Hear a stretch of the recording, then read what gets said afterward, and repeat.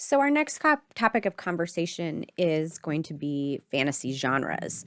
Genres kind of they categorize fantasy books into different categories based on some of their aspects of the story.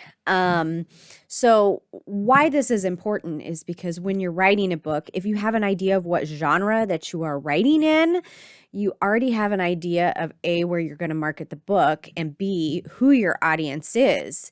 And you can compare other books in that particular genre and see, what is it about this book that attracts readers in this genre. And so you can kind of tailor and craft your story to meet the needs of your audience. And when you have a complete project, then you know who you're marketing to.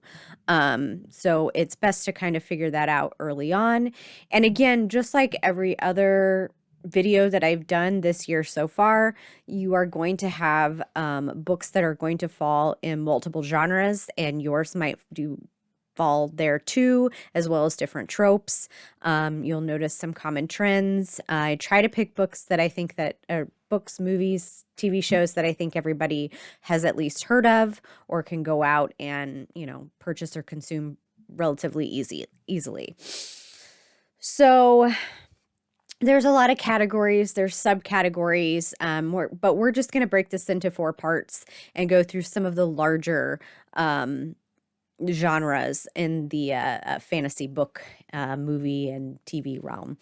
The first one, which is a really big category, it's very popular. If you're writing in this category, you're going to have a lot of competition.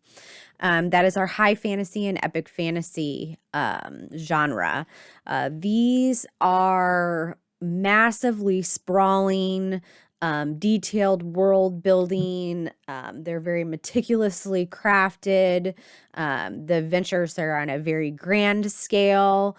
They have very intricate magic systems that play a very important role in the story. They're basically like massive epic quests. So of course, the first one that comes to mind is kind of the grandfather of epic fantasy, which would be your Lord of the Rings trilogy, or, actually anything. You could even put The Hobbit in there as well. Wheel of Time, Robert Jordan series, that is a sprawling epic fantasy of several books and many years of reading. But I highly recommend.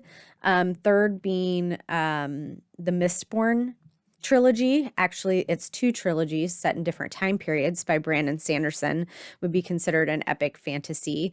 And you could even put his Stormlight Archives in there as well, which is what I'm reading right now. I do like high fantasy. I like epic fantasy. But again, like I said, there's a lot of competition in this genre. So if you're going to write in this genre, then you better find out some way to make it very different and appealing to the audience, make it stand out, I guess, if you will. Secondly, we have, if we have high fantasy, then we have low fantasy.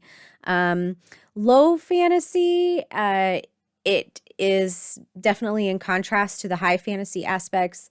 The elements are more familiar to our world, meaning that, it kind of maybe takes place in an urban setting. Things are a little bit more familiar. I would categorize works. These are all going to be Neil Gaiman. This is Neverwhere. I actually really enjoyed that book. It's definitely different. Good Omens, and American Gods. And actually, if you want to throw in, you can do the Green Mile. These are low fantasy, meaning that there's not a lot of world building because it's very familiar to our current world, but there are some underlying, magical or supernatural aspects to this world that make it a little bit different, that put it in a fantasy category. Portal fantasy involves where the characters transition from, our mundane and very realistic world into a fantasy realm. I think some of the very well-known ones are going to be Chronicles of Narnia. Obviously, they go through the wardrobe and are transported to a completely different realm. And then you also have the classic Alice in Wonderland, also a great example of portal fantasy. So tune in for the other videos. We're going to have conversations about urban fantasy. We've got paranormal and paranormal romance, young adults, children's, fairy tale retellings, in our next video. So tune in next month and we will have a discussion on those.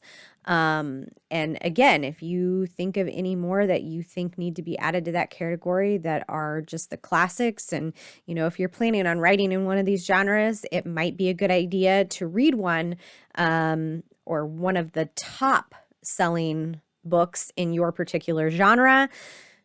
Pick it apart. What do people like about it? Read the reviews. What do they like? What do they hate? How can you make yours stand out from these? And how can you compete with those that are bestsellers with top sales? So until next month, we'll discuss other genres then.